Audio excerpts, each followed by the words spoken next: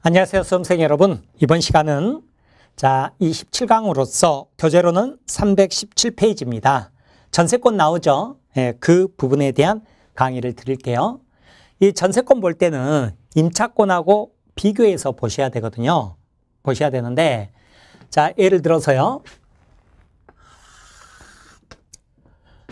우리는 봐보세요. 전세권이 있고요. 전세권. 그 다음에 민법상 임차권이 있거든요. 임차권. 근데 특별법으로 주택임대차 보호법 있잖아요. 그 다음에 상가 건물 임대차 보호법 있잖아요. 이렇게 비교해서 보는 겁니다.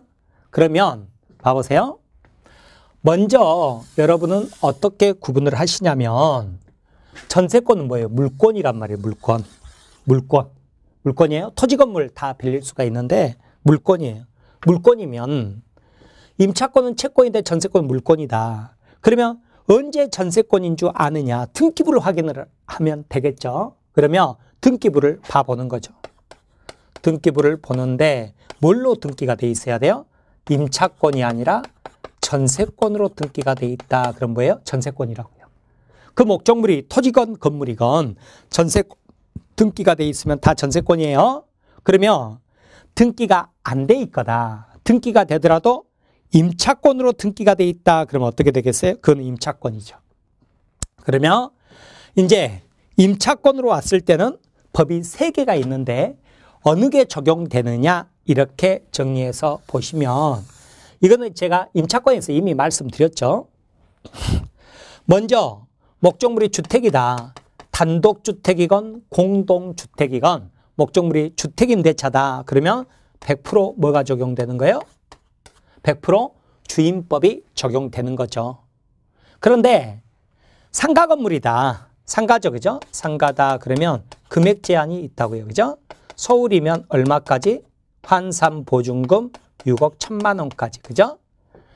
상가 그러면 상임법이 적용되는 거죠. 그런데 6억 1천이라도 교회가 들어온다. 임차인이 교회다. 그러면 영업용이 아니잖아요. 그러면 상임법 적용 안 돼요. 플러스 뭐 해야 돼요? 영업용이어야 돼요. 영업용. 사업자 등록이 되는 영업용이어야 그래야 상임법이 적용돼요.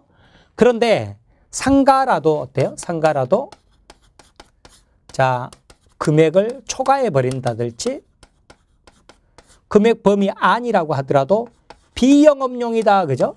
비영업용이다. 그러면 어떻게 되는 거예요? 전부 민법상 임대차로 가는 거예요.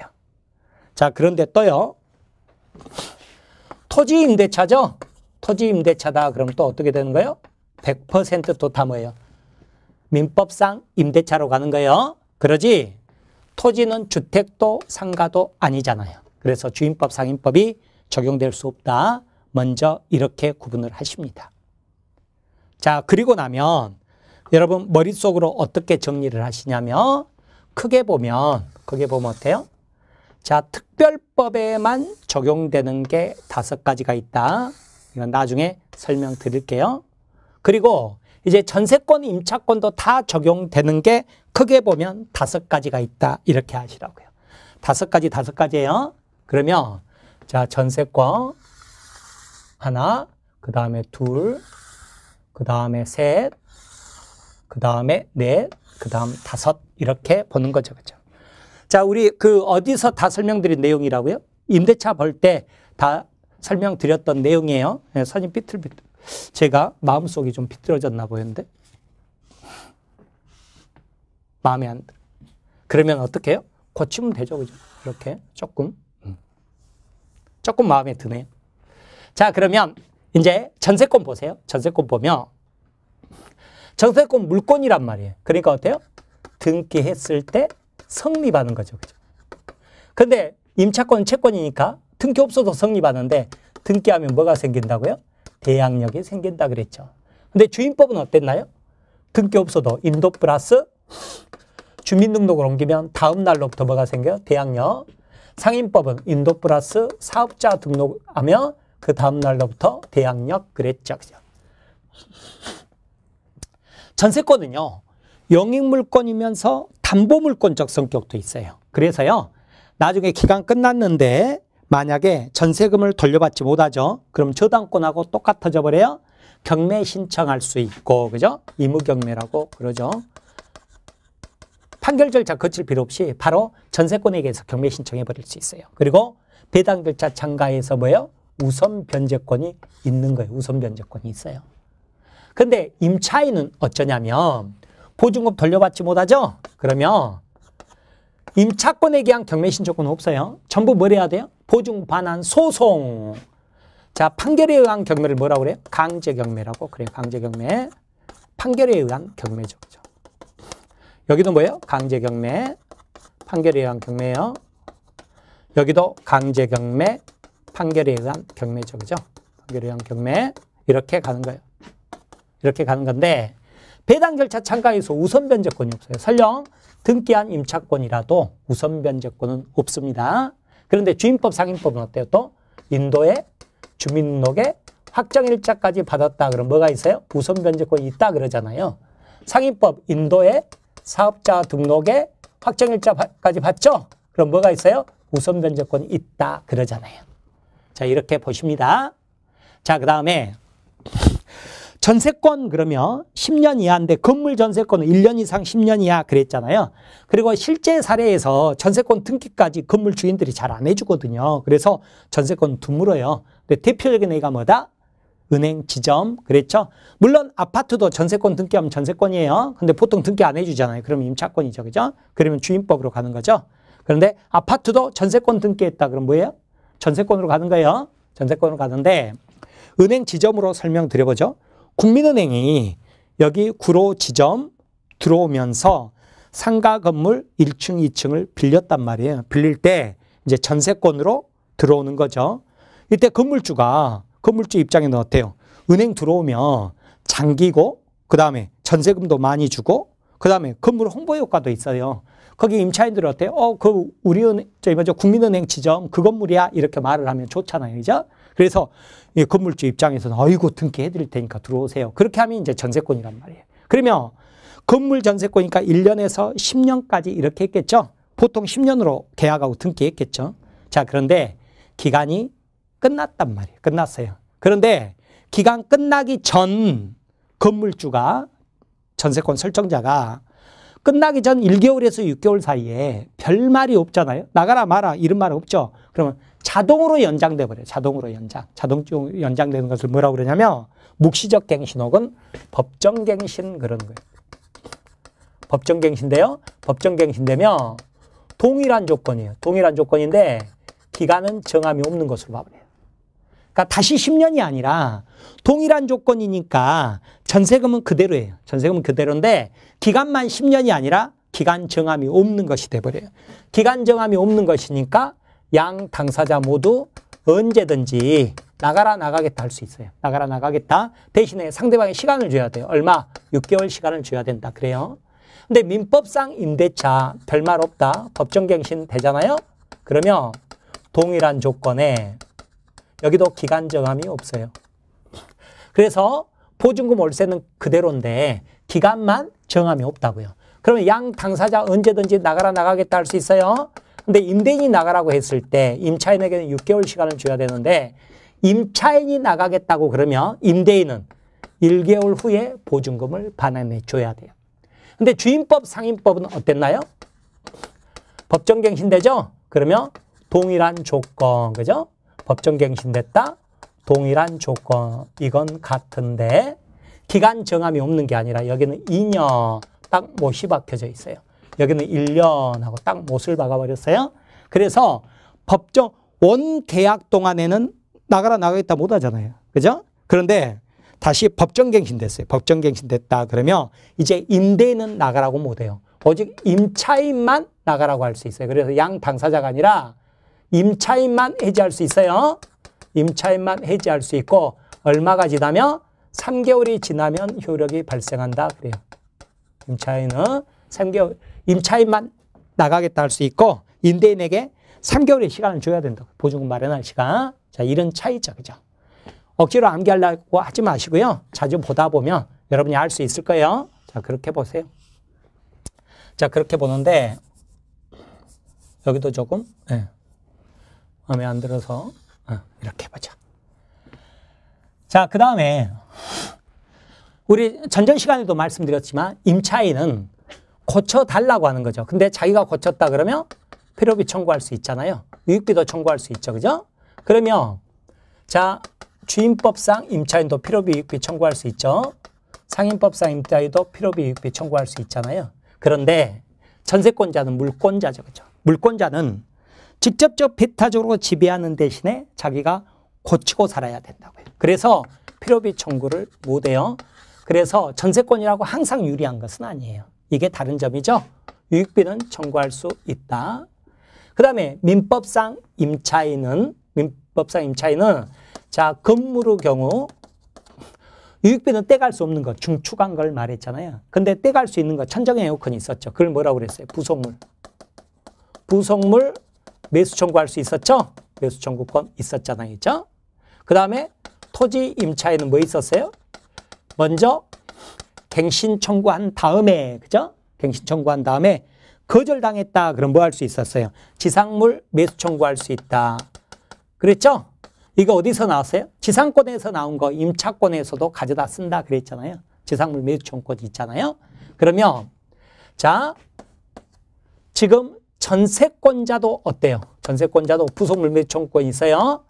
토지 전세권자 뭐 있어요? 지상물 매수 청구권 있다고요. 뭔만 지금 없는가요? 필요비만 없어요. 이것만 달라요. 이것만 다르죠. 그죠? 그러면 주임법상 임차인 뭐예요? 부속 매수권이 있어요. 부속 매수권 있는데 그러나 지상물 매수 청구권이 없어요. 왜 그럴까요? 토지는 적용 없으니까 이렇게 정리하시면 돼요. 그 다음에 전세권은 물권이죠. 양도자유 있다고 그랬죠. 그래서 전세권 양도하기 위해서 전세권 설정자 동의가 필요 없다고요. 자, 그런데 임차권은 어땠어요? 임차권은 양도자유가 없었죠. 그래서 양도하려고 그러면 임대인의 동의를 요한다. 그런데 동의 없이 양도했을 때 어떻게 될 것이냐. 그런 식으로 봤었잖아요. 그런 식으로 봤어요. 자, 그 다음에 뭐가 있냐면 자, 임차권에서는 강제 경매를 신청하기 위해서는 판결 받아야죠. 그죠? 그런데 열쇠를 넘겨줘야 돼요. 인도를 해야 경매 신청할 수 있어요. 굉장히 임차인한테 불리하죠? 그래서 특별법은 어땠어요? 살면서 경매 신청할 수 있다. 그러죠. 그죠? 살면서 경매 신청할 수 있다. 그랬죠. 그죠? 자, 이런 식으로 크게 일단 정리하고서 들어가야 돼요. 그러면 기본이 되는 게 뭐겠어요? 민법상 임차권이겠죠? 이것을 기본으로 놓고 전세권은 뭐가 갖고 다른지 이게 정리가 안 되면 전세권에서 공부할 때 비슷비슷, 임차권 공부할 때 비슷비슷, 시험장 가면 내게 아니라니까요. 그래서 크게 보면 어떤다? 같다, 다르다 이런 것들을 여러분이 크게 먼저 아시고 뭐는 되고 뭐는 안 되고 이것을 비교해서 아신 다음에 하나하나 세부적으로 들어가셔야 내게 되는 거예요. 네, 그렇게 생각하시고 보세요. 자, 그러면 이제 317페이지 펴보십니다. 전세권 나오죠. 나 아파트 전세 사는데 그 생각하면 된다, 안 된다? 안 된다. 그 생각하고 보시면 민법 10년 공부에도 전세권이 뭔지 몰라요. 그러면서 왜 현실 따로 책 따로 역시 책은 뭐 아니야 막 이렇게 혼자 오해하는 거예요. 그게 아니라 내가 전세권하고 임차권하고 구분 못해서 그러는 거예요. 내가 아파트 전세 산다. 등기 안 한 전세권이 다 주임법이고 주임법. 지금 전세권 그럼 머릿속으로 뭐 생각한다? 은행 지점 생각하면서 보시라고요. 아셨죠? 자, 그러면 317페이지 봐봅니다. 전세권의 의의 제303조죠. 이라 전세권자는 반드시 유상이라고 그랬죠? 전세금 동그라미. 전세금이 꼭 있어야 돼요. 전세금 지급하고 타인의 부동산을 점유하여 그 부동산 용도에 조차 사용 수익하며 슬러시 끊으세요. 여기까지가 뭐예요? 용익물권적 성격. 그리고 그 부동산 전부 동그라미. 전부에 대해 후순위 권리자 기타 채권자보다 전세금에 우선 변제받을 권리가 있다. 이게 뭐예요? 담보물권적 성격. 경매 신청권이 있고 우선 변제권이 있다고요. 그런데 우선 변제권이 뭐예요? 부동산 전부에 대해서 우선 변제권이 있다고 그랬죠. 그래서 기억나실지 안 나실지 모르겠는데 우리가 법정지상권, 그 다음에 일괄 경매 청구권, 그 다음에 건물 일부 전세권. 이거 설명드릴 때 건물 일부 전세권자는 전부에 대해서 경매 신청 못한다. 그러면 다른 채권자가 경매 신청할 때까지 기다렸다가 배당 절차 참가하라고 그랬죠? 그런데 배당 절차 참가에서는 어땠어요? 건물 전부 매각 대금에서 우선 변제 받을 수 있다 그랬잖아요. 그게 왜 그러느냐? 법조문 때문에 그러는 거예요. 법조문이 뭐라고 돼 있어요? 부동산 전부에 대해서 우선 변제권이 있다 그랬던 거예요. 그거하고도 연결이 한번 시켜보면 좋은데 처음 공부하신 분들은 지금 뭔 말이지 띵 해요. 왜요? 공부하고 왔는데 이미 까먹었으니까. 그러면 나는 정상이다 그렇게 생각하는 거예요. 그리고 또 반복해서 보자 그 말이죠. 자, 그 다음에 2항 농경지 X. 농경지는 임대차가 가능한 경우는 있어요. 그런데 전세권은 안 된다 그렇게 하고 있어요. 왜 그러냐면 우리 헌법에서 경자유전의 원칙상 소작 금지시키기 위해서 그런 거예요. 다만 농지 임대차는 특별한 경우는 가능해요. 원칙적으로는 안 되는데 특별한 경우 가능한데 전세권은 어느 경우든지 안 되는 거예요. 자, 그래서 거기 아래 보면 양가로 2번 전세권 법적 성질, 한가로 2번에 용익물권적 성격뿐만 아니라 뭐예요? 한가로 3번 담보물권적 성격도 있다. 설명드렸죠? 넘기세요. 그러면 318조죠. 그죠?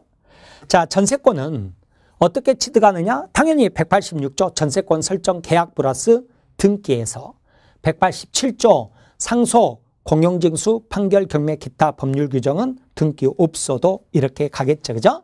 자, 그런데 여러분 민법 186조는 우리 맨날 공부할 때 뭐였어요? 법률 행위. 계약 말하죠. 그죠? 플러스 등기죠. 그죠? 등기죠? 그러지. 인도는 물권 변동 요건이다 아니다. 아니란 말이에요. 물권 변동을 위해서. 그러니까 소유권도 어때요? 소유권도 자, 매매 계약하고 소유권 이전 등기하면 바로 소유권 취득하지 열세 받아야 되는 것은 아니다. 그 말이에요. 소유권 취득은. 그러나 실제 사례에서 열세 안 받으면 엄청 나중에 골치 아픈 일이 생길 수 있어요. 그래서 꼭 등기 서류뿐만 아니라 열세까지 동시행으로 받으세요. 동시행 관계도 인정을 해주니까. 그러나 소유권 취득은 인도 없어도 된다고요. 등기만 하면 소유권 취득하는 것처럼 전세권도 어때요? 전세권 설정 계약하고 등기하면 전세권이 생기는 것이지 인도는 물권 변동 요건이 아니라고요. 그래서 양가로 2번 보면 한가로 1번에 전세권 설정 계약하고 등기했을 때죠. 그러나 한가로 2번에 인도는 물권 변동 요건이 아니다 그랬잖아요. 자, 그렇게 생각하십니다. 생각하세요. 자, 그래서 관련 판례 보면 전세권이 용익물권적 성격, 담보물권적 성격을 겸비하고 있죠. 또 인도는 전세권 성립 요건이 아니다. 이 점에 비추어 볼 때, 그죠? 한번 끊어보세요. 당사자가 주로 채권 담보 목적으로 전세권을 설정했고요. 그 설정과 동시에 목적물을 인도하지 아니했다 하더라도 인도는 물권 변동 요건이 아니니까 장차 전세권자가 목적물을 사용 수익하는 것을 안전히 배제하는 것이 아니라면 전세권 효력을 부인할 수는 없다. 이렇게 가는 거죠. 그죠? 자, 그 다음에 전세권의 목적물 나오죠. 그죠? 토지와 건물, 농경지는 안 된다. 동그라미 2번, 일필토지 일부, 건물 일부, 손에 만져지는 거 있죠? 용익물권 설정할 수 있었잖아요. 있죠? 자, 그런 것들이죠. 4번, 전세금은 전세권 요소란 말이에요. 전세권 요소. 반드시 뭐예요? 전세금이 지급이 돼야 돼요. 유상이란 말이에요. 유상. 지상권이나 지역권은 유상, 무상 다 됐죠. 근데 전세권하고 임차권은 반드시 유상이다. 그랬죠. 그죠? 자, 그렇게 보세요. 그래서 동그라미 2번, 우리는 강행 규정이란 말이에요. 물권 법정주의. 그래서 우리는 공짜로 전세권 인정돼야 안 돼요. 안 해요. 그런 것은 인정 안 해주는 거죠. 그죠? 그리고 3번, 전세금은 반드시 등기돼야죠. 그래서 4번 보면 전세금 지급은 전세권의 성립 요소예요. 다만 전세금 지급은 반드시 현실적으로 수수돼야 되는 것은 아니고요. 내가 친구한테 1억 원 빌려준 거 있는데 야 친구야 그 1억을 전세금을 하자. 그리고 내가 너 사무실 좀 빌릴게. 할 수 있다 없다? 있다. 기존 채권으로 전세금 지급에 가름할 수 있다. 그랬죠. 그죠? 자, 그 다음에 거기 보시면 자, 양가로 3번에 전세권의 존속 기간 나오죠. 그죠? 자, 1항 10년 넘지 못한다. 그랬죠. 그죠? 그런데 동그라미 2번. 그죠? 뭐죠? 2항이라고 있죠. 거기 보면 앞에 건물이라고 돼 있죠. 2항에 건물 이렇게 돼 있죠. 건물에 이렇게 동그라미 하시고 4항에도 뭐라고 돼 있어요? 건물 이렇게 돼 있죠. 동그라미 하세요. 그리고 앞에다가 뭐라고 적으시냐면 여기는 체단기간 1년 이렇게 적어 놓으세요. 여기는 뭐냐면 법정갱신 이렇게 적어 놓으세요. 그리고 포스트잇 붙여야 돼요. 그리고 시험장에서 직전에 보셔야 될 내용인 거예요. 뭐냐면 건물전세권에만 인정되는 거라고요. 건물전세권에만 인정되는 거예요. 두 가지예요. 두 가지. 첫 번째 뭐예요? 체단기간 1년, 법정갱신. 이 법정갱신 있죠? 법정갱신. 이거 건물에만 인정돼요.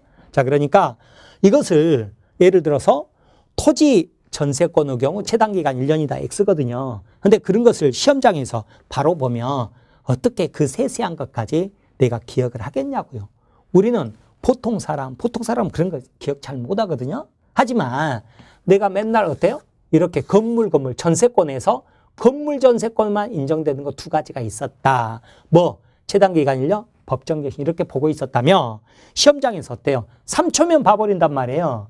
그러면 한번 어때요? 한번 생각을 해봤죠. 그죠? 생각을 해봤으니까 어때요? 시험장에서 맞출 수 있는 거죠. 그죠? 자, 평소에 공부를 안 했다 그러면 시험장에서 보려고 그랬죠. 이게 뭐지? 10분 걸려버리겠죠. 평소에 공부를 했다 하더라도 뭐예요? 시험장에서 안 봐버리면 틀릴 확률이 높고요. 그래서 평소에 공부해 놓고 직전 암기상으로 체크해서 보셔야 돼요. 자, 그렇게 보시기 바랍니다. 자, 그래서 이 항 보면 건물 동그라미 했죠. 체단기간 1년. 그리고 3번은 약정갱신이에요. 약정갱신이야 뭐 계약자 원칙상 얼마든지 새로 할 수 있잖아요. 물론 10년을 넘지 못하죠. 사항이 법정갱신이에요. 이 법정갱신인데 읽어볼까요? 말은 더럽게 어려워요. 건물의 전세권 설정자가 전세권 존속기간 만료 전 6개월에서 1개월까지 사이에 전세권자에 대해서 갱신 거절하겠다 통지 또는 전세금 올려줘 조건을 변경하지 않으면 갱신하지 아니한다는 뜻의 통지를 하지 아니한 경우에는 말 더럽게 어렵잖아요. 결론은 뭐예요? 별말이 없으면 그 뜻이죠. 그죠? 그 기간이 만료된 때 전전세권, 앞에 전세권과 뭐예요? 동일한 조건으로 그랬죠. 그죠? 다시 전세권을 설정한 것으로 본다. 그러나 전세권 존속 기간은 뭐예요? 다시 동일한 게 아니라 뭐라고 돼 있죠? 정함이 없는 것으로 본다. 이렇게 정리하시면 됩니다. 넘기세요. 자, 그렇게 보시고요.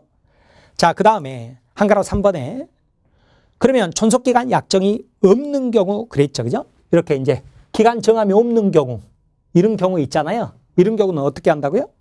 전세권의 존속기간을 약정하지 않대. 그러니까 애초에 존속기간 약정이 없다거나 혹은 법정갱신했기 때문에 존속기간 약정이 없는 경우는 각 당사자는 그랬죠. 각 당사자는 어때요? 언제든지 상대방에 대해 전세권 소멸 통고할 수 있고 상대방이 통고받은 날로부터 6개월이 지나면 효력이 발생한다. 전세권 소멸한다. 그랬죠. 그죠? 자, 그렇게 보세요.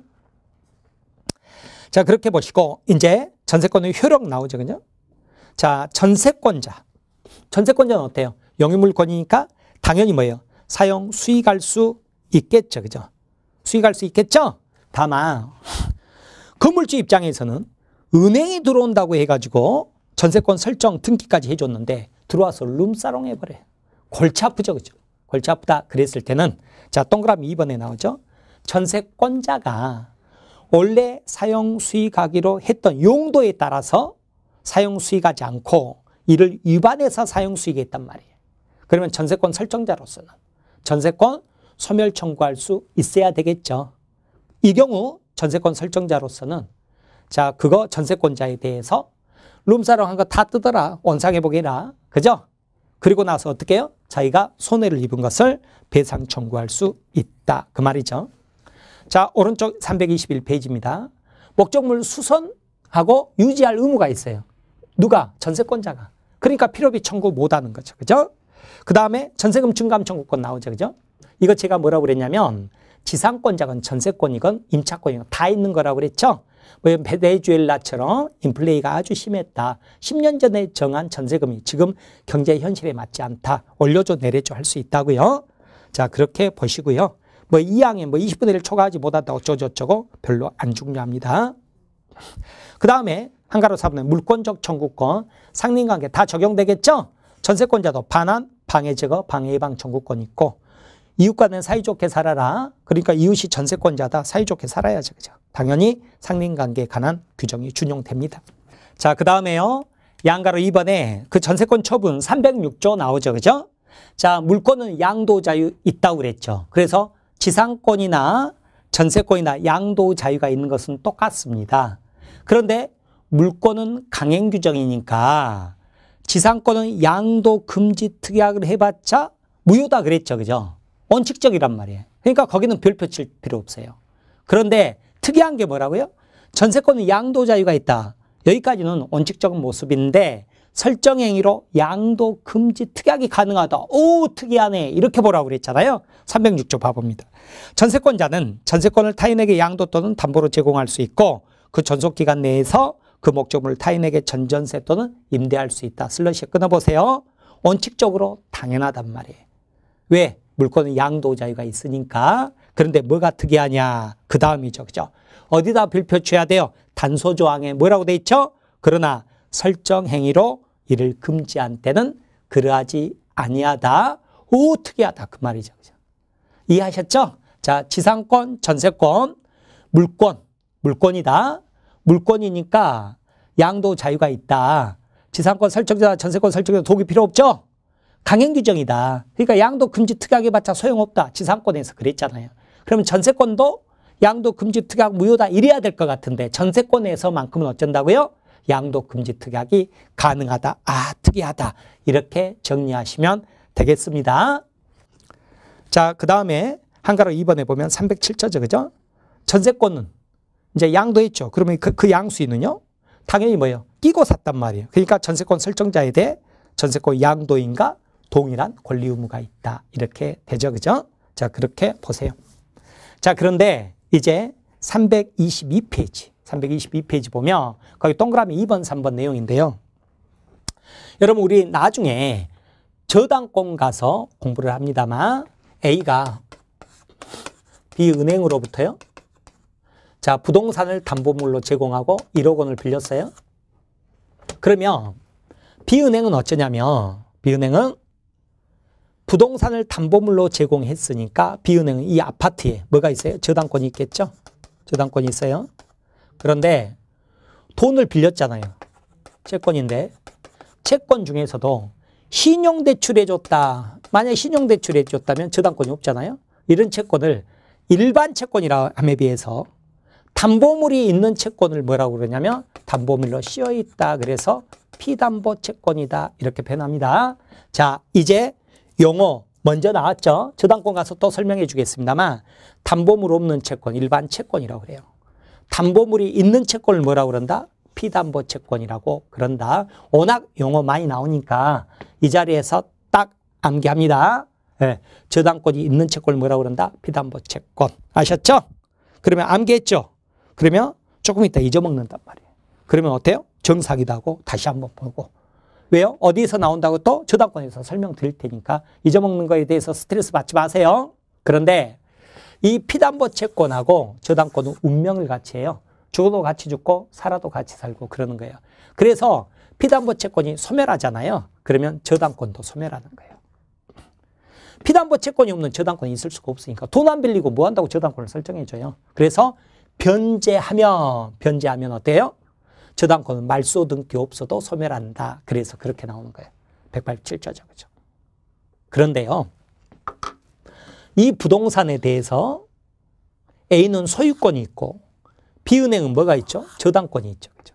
근데 부동산이 불타 없어져 버렸대요. 멸실. 부동산이 없는데 이 부동산은 무슨 권리가 생길 리는 없죠. 그러면 소유권 소멸하죠. 저당권도 소멸할 거 아니에요. 부동산에 저당권이 있을 수가 없다고요. 그러면 B은행은 A에게 돈 못 받습니까? 아니죠. 돈 청구할 수는 있죠. 다만 뭐예요? 담보물이 소멸했으니까 뭘로 남는 거예요? 무담보 채권으로 남는다. 그러는 거죠. 다시 정리하죠.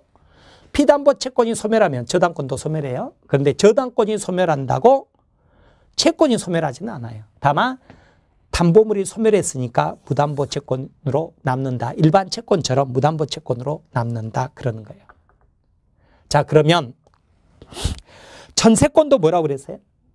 용익물권 플러스 담보물권적 성격이 있다고 그랬죠?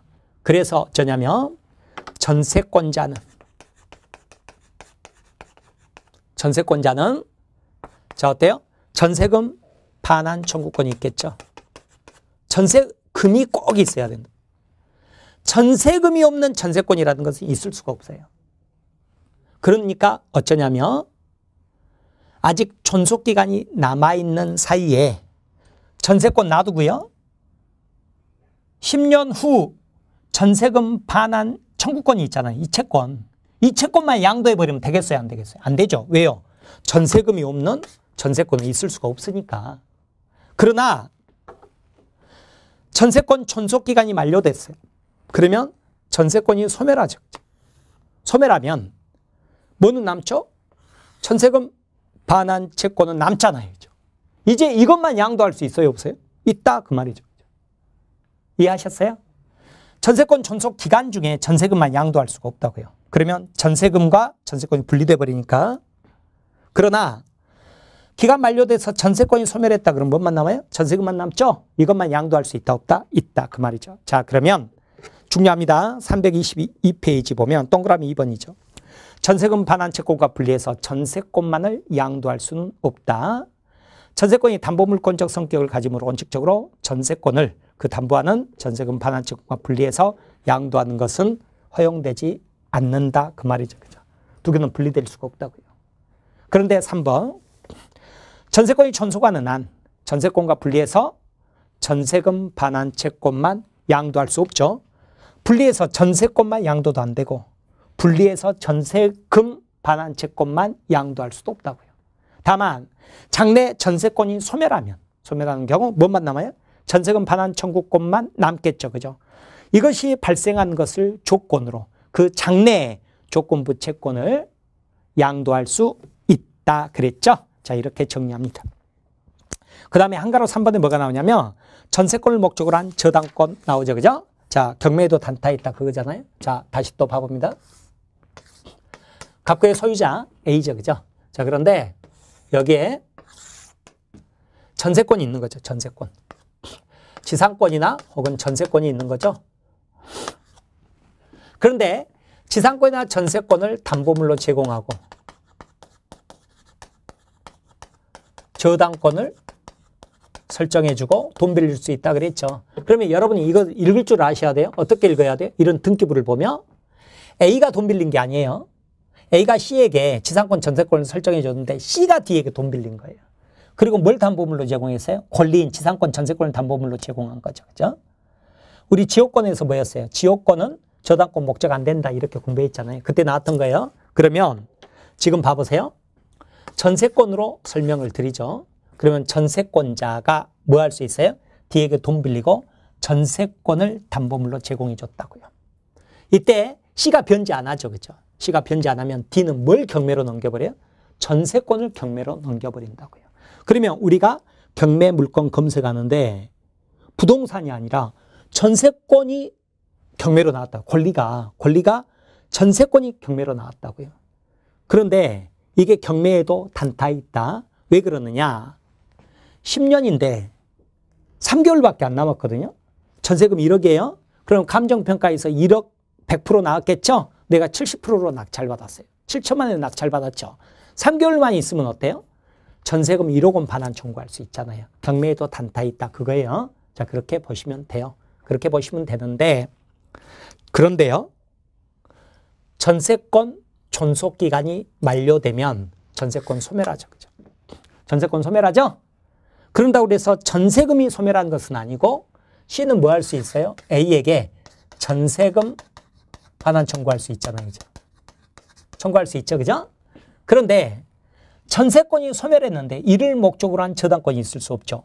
주등기가 소멸했는데 부기등기가 존재할 수 없어요. 그러니까 이것도 이미 소멸해버리고 소멸했습니다만 다만 이때 D는 뭐 할 수 있냐면 이 전세금 청구권을 압류할 수 있어요. 압류가 뭐냐면 법원 통해서 A에게 통지하는 절차거든요. 통지하는 절차인데 이때 저당권 가서 또 설명드리겠습니다만 A에게 너는 C에게 전세금 반환하지 말아라 하고 통지하는 절차라고요. 이걸 뭐라고 그래요? 압류하고 여기에서 우선 변제를 받을 수 있어요. 원래는 전세권 경매로 넘기고, 그죠? 아까 7천원에 낙찰받았다. 거기에서 우선 변제 받을 수 있잖아요. 근데 전세권이 소멸했을 때는 전세금 반환 청구권을 압류한 다음에 여기서 우선 변제 받을 수 있다고요.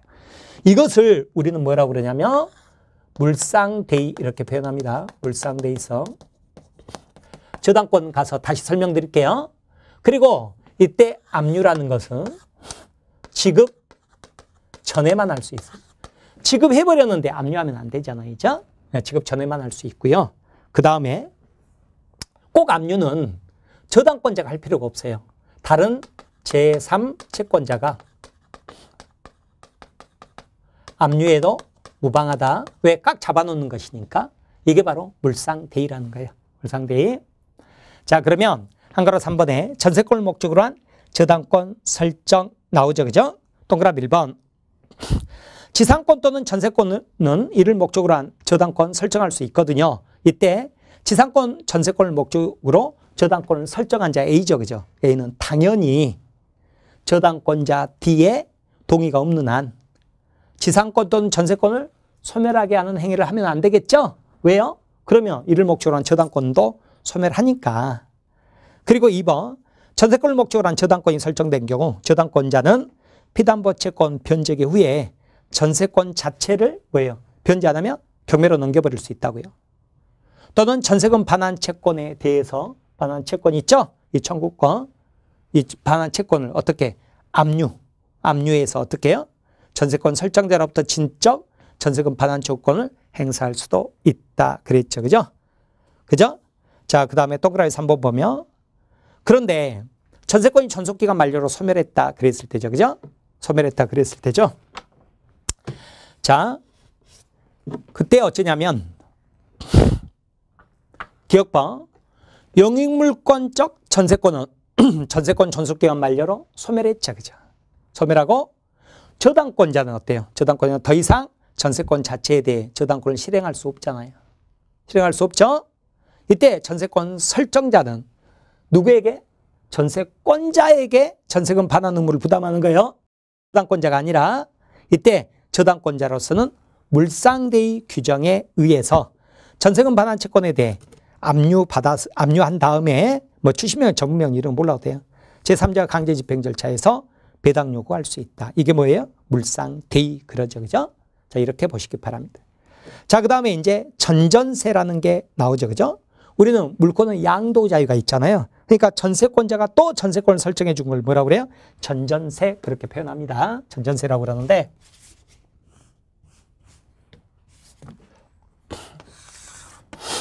봐보세요. 임차권에서 어쩌냐면 임대인, 임차인, 임대차죠. 그죠? 그러면 임차인이 자기가 임차인으로 있으면서 또 뭐예요? 임대차. 이걸 뭐라고 그래요? 전대차라고 그랬잖아요. 전대차. 그죠? 전대차 있다. 그랬죠?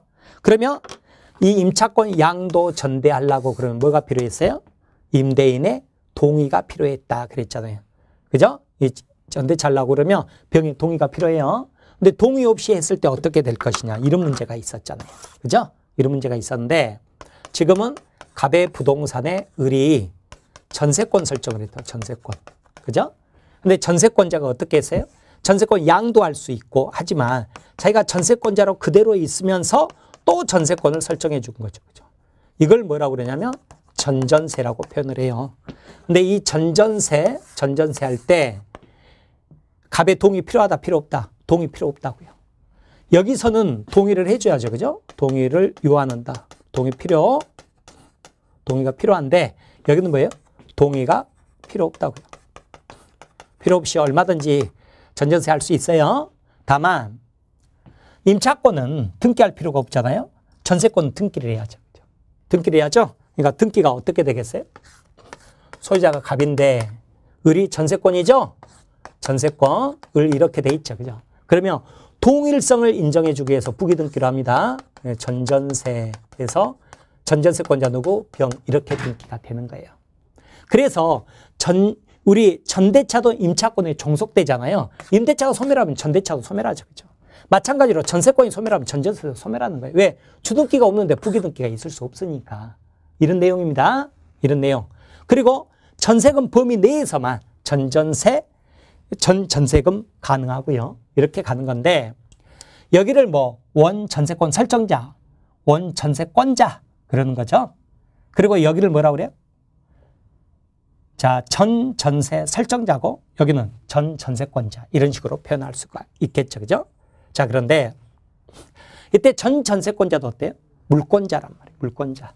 전세권하고 똑같죠. 그죠? 그 범위 내지만 똑같다 생각하면 되죠. 물권자로서. 그래서 뭐 할 수 있어요?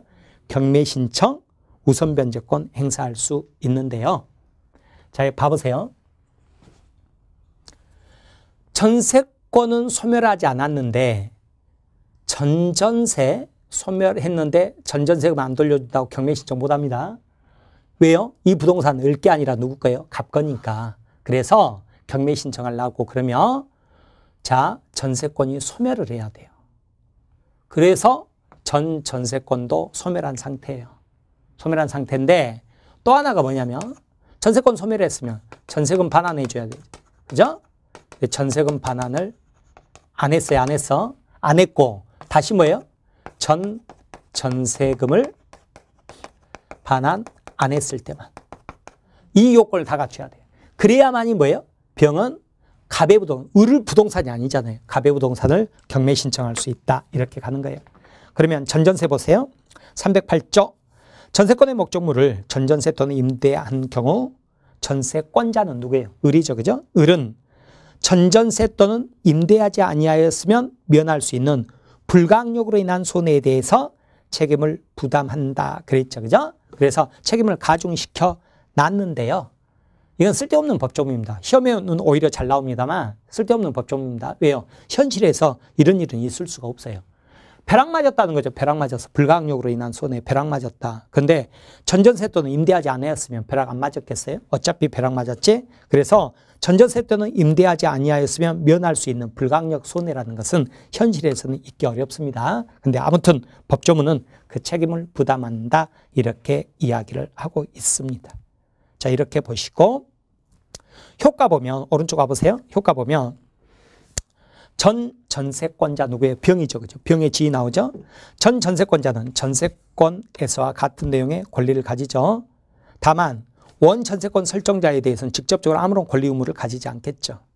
니은버 전세권 소멸금지. 왜? 전세권이 소멸하면 전전세도 소멸하니까 전세권이 설정되더라도 원전세권 소멸하지 않잖아요. 따라서 전세권이 존속하는 동안 원전세권자는요. 전세권, 기초가 된 전세권을 소멸시키지 못한다. 을은 그죠? 함부로 소멸시키면 안 된다. 그 말이죠. 그죠? 그 다음에 디귿번 전세권 책임가중 아까 설명드렸죠. 그죠? 네, 쓸데없는 거다. 그랬죠. 그죠? 자, 그 다음에 뭐 특자가 왜 들어가 있는지 모르겠네. 전세권자는 전전세 하지 아니었으면 그죠? 이거 빼버리고요. 자, 그 다음에 1번 전세권자 경매 청구권 우선 변제권 나오죠. 자, 요건이 어떻게 돼요? 전세권도 원전세권도 소멸해야 돼요. 또한 원전세권 설정자 갑이죠. 그죠?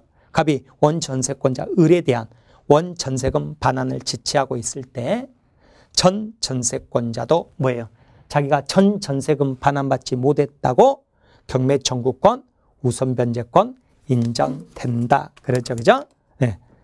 자, 그렇게 보시기 바랍니다. 네. 자, 그 다음에 이제 전세 목적물 임대도 뭐 똑같은 내용이라고 봅니다. 그 다음에 이제 양그러서 3번 전세권에 효력이 미치는 범위 나오죠. 그죠? 304조 1항 보면 타인 토지에 있는 건물에 전세권을 설정한 때 전세권의 효력은요. 그 건물 소유를 목적으로 한 지상권 또는 임차권에 미친다 그랬더니 뭔 말인지 하나도 모르겠죠? 자, 이것도 한번 봐봅니다. 뭔 말이냐면 헬기 타고 출근하냐 그거거든요.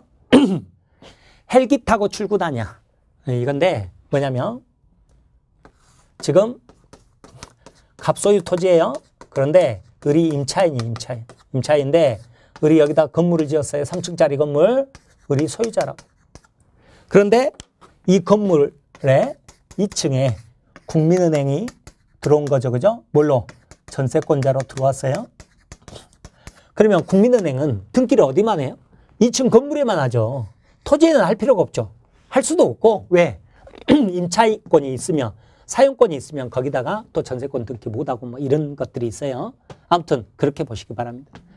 이게 이제 지상권이나 임차권일 때 문제인데 그러면 국민은행은 건물에만 전세권이 있으니 토지에는 아무 권리 없다고 여기 땅 밟고 올라가지 못합니까? 헬기 타고 출근해야 됩니까? 그건 아니죠. 그죠? 당연히 땅 밟고 지나갈 수 있어야 될 거 아니에요. 건물 올라갈 수 있어야 될 거 아니에요. 그러지 않으면 헬기 타고 출근해야 되니까. 그걸 뭐라고 표현하고 있어요? 건물에 대한 전세권의 효력은, 그죠? 건물 소유를 위한 토지 사용권이 있죠. 임차권이나 지상권에도 효력이 미친다. 안 그러면 헬기 타고 출근해야 되니까. 다시 읽어볼까요? 304조 1항 타인 토지에 있는 타인 토지죠. 갑소유 토지, 타인 을 입장에선 타인 소유 토지죠. 있는 건물에 전세권을 설정할 때 전세권의 효력은 어때요? 그 건물 소유를 목적으로 한 지상권 또는 임차권에 미친다. 안 그러면 헬기 타고 출근하냐 이렇게 돼야죠. 그러니까 거기다 적으세요. 어떻게? 헬기 타고 출근하냐 이렇게.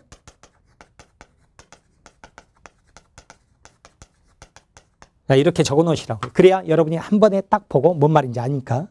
그러면 이항 전항의 경우 전세권 설정자 있잖아요. 누구의? 을이죠. 그죠? 을은 전세권자 국민은행 동의 없이 지상권, 임차권을 소멸하게 하는 행위를 하면 돼요? 안 돼요? 안 된다. 그 말이죠. 그죠? 자, 이렇게 보세요. 넘기세요. 한가로 3번도 법조문 똑같은 거예요. 반복된 거죠. 304죠? 그 다음에 법정지상권은 이미 봤고요. 그 다음에 이제 한가로 4번에 전세권 소멸 나오죠. 그죠? 물권 일반의 소멸 사유 외에 자 325페이지 거기 전세 목적물 멸실 나오죠. 314조 봅니다. 1항 전세권의 목적물 전부 일부가 불가항력으로 인해 벼락 맞아서 멸실했어요. 그럼 멸실된 부분 전세권은 소멸해야 맞잖아요. 왜? 부동산이 없는데 전세권이 있을 수 없으니까. 그런데 2항 전항의 경우 일부 멸실인 경우 전세권자가 잔존 부분만으로는 전세권 목적을 달성할 수 없죠. 그러면 전세권 설정자에 대해 전세권 전부 소멸 통고하고 전세금 반환 청구할 수 있어요. 언제? 불가항력으로 멸실했을 때요. 만약에 전세권자 자기 잘못으로 멸실했는데 자기가 전세권 소멸 통고하고 전세금 반환 청구할 수는 없죠. 그죠? 네, 그럴 수는 없어요. 오히려 전세금이 뭐예요? 손해배상으로 가버리겠죠. 그죠? 따라서 동그라미 2번 보면 이번에는 전세권자의 책임 있는 사유로 멸실한 거죠. 불가항력이 아니라. 그래서 315조 1항 전세권 목적물 전부 일부가 전세권자에게 책임 있는 사유로 멸실한 때 전세권자는요 손해배상 해줘야 된다고요. 2항 전항의 경우 전세권 설정자는 전세권이 소멸된 후 기간 끝났죠. 그죠? 그러면 전세금 돌려줄 필요 없죠. 손해배상만큼 까고 주겠죠. 그죠? 그래서 손해배상에 충당하고 잉여 남은 게 있으면 반환해야 되고 오히려 손해배상금이 더 크다 그러면 어떻게 되겠어요? 부족이 있으면 전세금 반환할 필요 없이 나머지 차액은 다시 청구할 수 있다. 이렇게 가야 되겠죠. 그죠? 자, 그렇게 보시고 326페이지 보면 한가로 2번 모든 권리는 포기할 수 있다고 그랬죠? 포기해야 돼요. 포기할 수 있고 그 다음에 뭐 어떠하면 뭐 소멸한다. 당사자끼리 얼마든지 약정으로 정할 수 있다. 그 사유가 발생했다. 그러면 전세권 소멸한다. 뭐 이런 것들도 있어요. 자, 그 다음에 존속기간 만료로 인한 소멸 나오죠. 그죠? 이미 설명드린 내용이죠. 그죠? 아까 뭐라고 그랬어요? 전세권이 기간 만료로 소멸했죠. 그죠? 그러면 우리 나중에 187조에서 공부하고 왔었잖아요. 나중에 아니라 앞서 영유물권 존속기간 만료 말소 등기 없어도 소멸한다 그랬잖아요. 그래서 두 번째 줄 전세권 설정 등기 말소 없이도 당연히 소멸하죠. 그죠? 다만 담보물권적 성격은 남는 거죠. 그죠? 그래서 다만 전세금 반환 채권을 담보하는 담보물권적 권능은 범위 내에서 전세금 반환 시까지 전세권 설정 등기 효력이 존속한다 그랬죠. 그러니까 전세권이 기간 만료로 소멸한다 그러면 어때요? 영유물권적 성격은 소멸해버려요. 그리고 나서 뭐예요? 전세금 반환 청구 받아야죠. 이때까지는 담보물권으로서 효력을 가지고 있다. 그 말이죠. 그죠? 자, 그렇게 보시기 바랍니다. 그 다음에 326페이지 보면 양가로 2번 전세권 투기 소멸 사유 그랬죠. 그죠? 이건 이제 반복이에요. 아까 그 은행 들어온다고 그랬는데 룸사롱 했다. 그러면 어땠어요? 전세권자가 설정 계약 또는 목적 부동산 성질에 의해 정해진 용법대로 사용 수익하지 아니하면 전세권 설정자는 전세권 소멸 청구할 수 있었죠. 그러면서 원상회복 플러스 손해배상 청구할 수 있다 그랬잖아요. 그 다음에 한가로 2번에 소멸 통고 나오죠. 기간 약정이 없다 그러면 양 당사자 언제든지 소멸 청구할 수 있고 6개월이 지나면 효력이 발생한다. 복습이죠. 그죠? 자, 그러면 양가로 3번. 전세권이 소멸했어요. 그러면 봐보세요. 전세권 설정자는 전세금 반환해줘야죠. 전세권자는요, 두 가지 줘야 돼요. 열세 플러스 말소등기 서류까지 같이 줘야 돼요. 이게 동시행이에요. 만약에 열세만 받고 말소등기 서류 안 받아버리면 나중에 말소등기는 공동신청해야 되니까 골치 아파집니다. 그래서 317조 전세권이 소멸한 때 건물주 전세권 설정자는요. 은행 지점 전세권자로부터 열세, 인도 플러스 및 전세권 설정 등기 말소 등기에 필요한 서류를 교부받는 동시에 전세금을 반환해야 되는 거예요. 동시행 관계다 그 말이죠. 그죠?